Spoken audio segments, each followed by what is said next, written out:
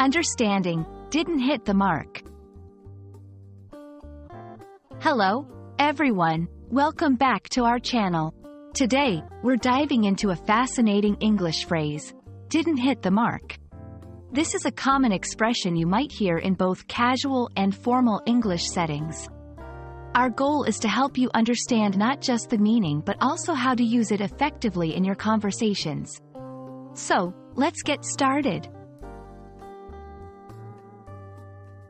The phrase, didn't hit the mark, is used to express that something failed to meet expectations or achieve the intended goal or standard. The mark here refers to a target or goal. Imagine shooting an arrow and missing the bullseye. That's the visual metaphor this phrase conjures up. It's a way of saying that the effort was made but the result was not as successful as hoped for.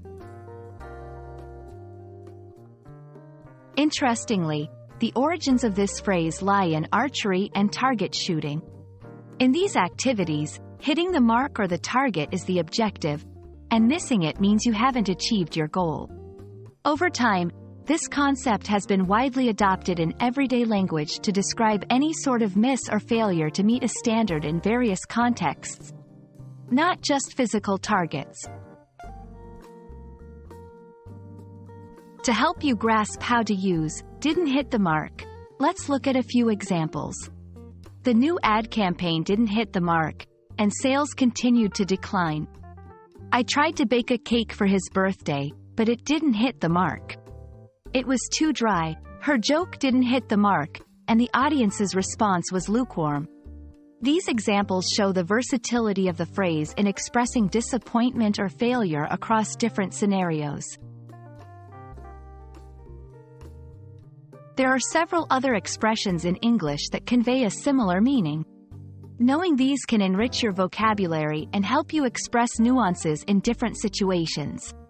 Here are a few: fell short, missed the boat, off the mark, didn't cut the mustard. Each of these phrases can be used in contexts where something was inadequate or failed to meet an expectation, though they might have slight variations in tone or formality. Understanding and using expressions like didn't hit the mark can add depth to your English conversations and help you express nuances more effectively. Remember, language learning is a journey, and every new phrase you master brings you one step closer to fluency. We hope this video has been helpful and that you're now more comfortable with using this expression. Keep practicing, and don't hesitate to reach out in the comments with questions or for more examples. See you in the next video.